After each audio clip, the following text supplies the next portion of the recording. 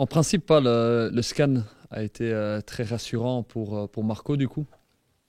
Et le plus important, c'est toujours le ressenti du joueur, comment est-ce que lui se sent. Et là-dessus, on est rassuré, lui se sent très bien, il a pu s'entraîner à 100% hier et aujourd'hui, donc il n'y a aucun problème. Il va y avoir une gestion de la douleur pour lui, mais c'est rien de grave.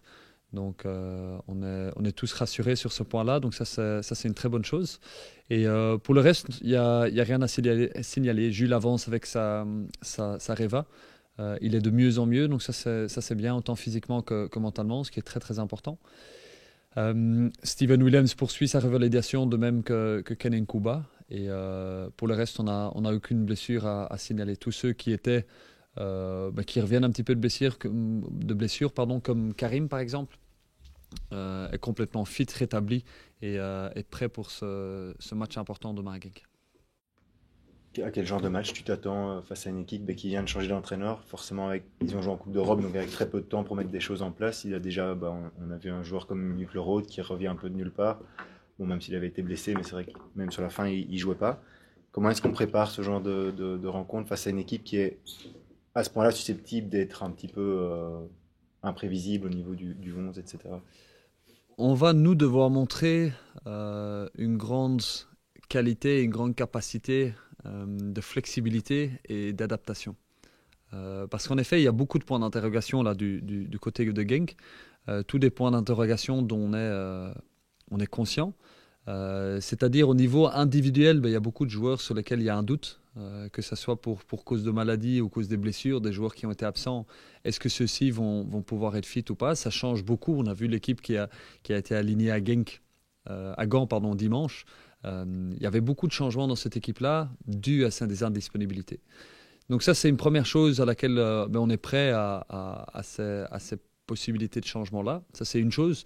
Et la deuxième chose, c'est oui, on va affronter une équipe qui a été reprise par un nouvel entraîneur depuis une dizaine de jours seulement. Et il n'y a que 2 matchs sur lesquels nous, on peut se baser. Donc, ça a été très important pour nous de comprendre les principes de ce coach-là, d'être certain sur base des 2 matchs, mais aussi de ce qu'il a fait dans ses clubs précédents, ce qu'il a toujours mis en place, quels sont ses concepts, quels sont les, les éléments d'enjeu qui reviennent dans les différents clubs où il a été. Donc ça, c'est un travail vraiment d'analyse approfondie qu'on a fait avec tout le staff. Donc on est prêt en tout cas à ce que ces différents scénarios, on soit capable de s'y adapter en tout cas. Une chose à laquelle on s'attend, qui est vraiment certaine, c'est que ça va être un match avec énormément de duels. Leur pressing avec leur nouvel entraîneur est un pressing qui est très agressif et auquel nous, on va devoir faire face et auquel on compte bien le gérer de la meilleure des manières. Et puis individuellement, ou au niveau offensif de leur côté, c'est certain qu'individuellement, ils ont beaucoup, beaucoup de qualité. Partout sur le terrain, que ce soit sur le terrain, mais aussi sur le banc. Donc, on connaît les profils, on connaît les mouvements qu'ils ont avec et sans ballon là. Donc, on se sent vraiment pleinement prêt pour ce déplacement qui est toujours un déplacement à la fois important et c'est toujours un grand défi d'aller là-bas et de revenir avec le résultat qu'on veut. Tu le disais justement, Bernd Storck, 2 matchs avec Genk seulement, mais il est passé par Moucron et le Cercle de Bruges. Qu'est-ce qui change fondamentalement entre lui et son prédécesseur Van den Brom?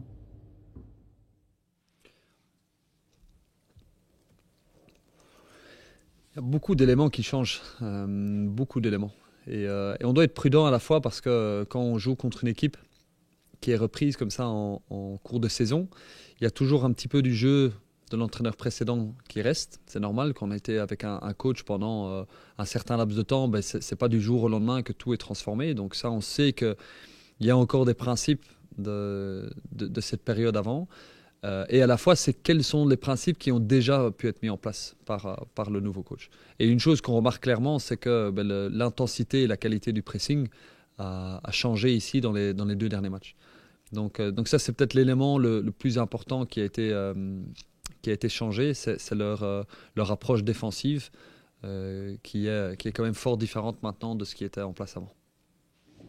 Est-ce que dans la gestion de l'avant-match, il y a une différence pour toi entre jouer vendredi en premier avant tout le monde, finalement pour peut-être mettre la pression sur les autres équipes, et jouer maintenant jeudi quand tout le monde aura déjà joué par rapport au classement, etc. ou bien pas du tout Pas du tout. Pas du tout. On en revient à l'idée de base qui est pour nous qu'on est concentré uniquement sur nous-mêmes.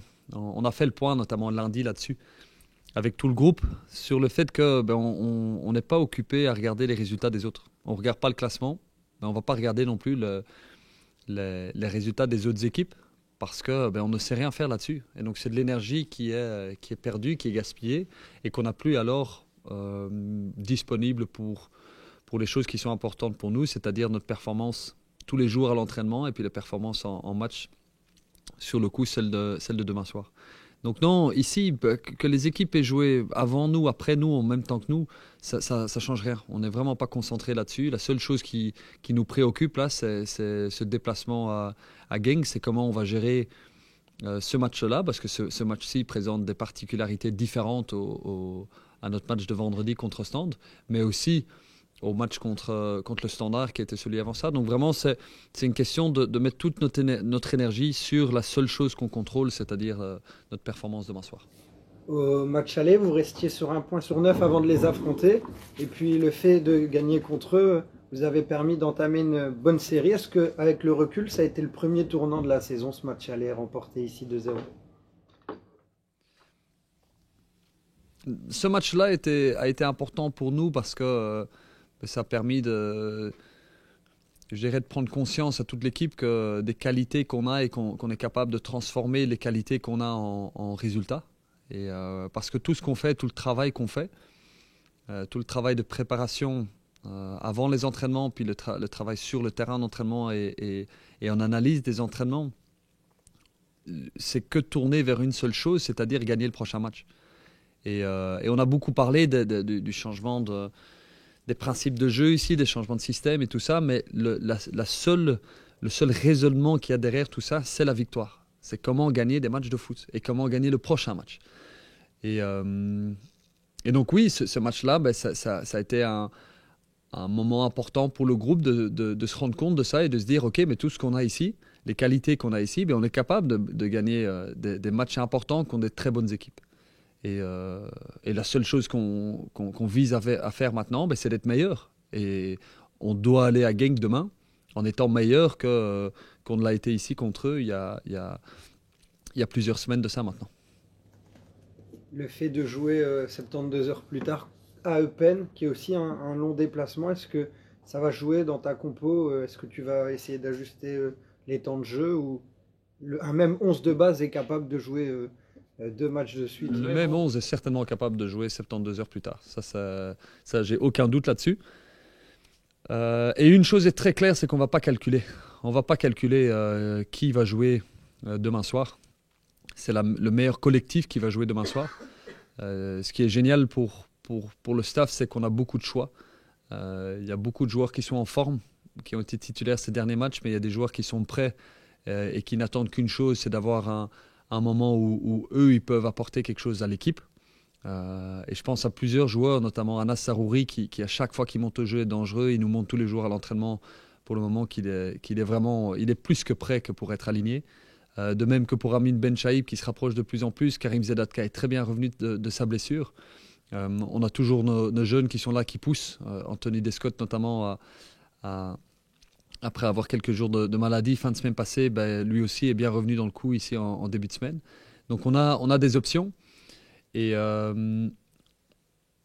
donc par rapport à ça, non, il n'y aura aucun calcul demain soir. Et puis on va se poser la même question. Quel est le meilleur collectif qui est à 100% prêt pour affronter Eupen dimanche? Mais cette question-là, on va que se la poser vendredi après-midi. Tu parles du collectif depuis le début de la saison. 12 joueurs différents ont déjà marqué. Sur les derniers matchs, pas mal de défenseurs ont marqué aussi sur des phases de plein jeu, pas des phases arrêtées. À quel point c'est une force pour Charleroi de pouvoir justement surprendre d'un peu partout finalement? Ça part de l'idée qu'un joueur, tu peux toujours l'arrêter. Un joueur individuellement, isolé sur un match, on sait l'arrêter. Mais un joueur qui combine avec un deuxième joueur qui lui-même fait un appel en fonction du troisième joueur, etc., ça devient beaucoup plus difficile à arrêter. Et donc dans ce sens-là, oui, et je le répète, au point où ça doit devenir fatigant pour tout le monde de l'entendre, mais c'est la base de tout. C'est l'essence même sur laquelle tout peut être construit. Et là, tout le monde l'a compris. Tout le monde l'a compris dans le vestiaire. Et ça permet alors à se sentir plus fort individuellement, parce que quand on est porté par l'équipe, mais ça permet aux individus d'être transcendés. Et à partir de là, la qualité de notre attaque dépend de la qualité offensive de nos défenseurs. Et il est hors de question que des défenseurs donnent le ballon et puis s'arrêtent de jouer. Non, nos 3 défenseurs centraux, tout comme Hervé, sont des éléments importants dans chaque phase offensive, que ce soit à partir d'une attaque placée ou sur attaque rapide. Ils ont tous un rôle très important à jouer. Et ici, tant mieux que ces dernières semaines, que ce soit Jules dans le match contre Penn, mais aussi dans le match contre Courtrai, où il avait eu, je pense, 2 face-à-face sur ce match-là. Ici, c'est Loïc maintenant qui a marqué de plein jeu, c'est Stéphane au standard. Mais tant mieux pour toute l'équipe que ces occasions qui sont présentes depuis pas mal de temps maintenant pour les défenseurs, mais se concrétisent pour l'équipe.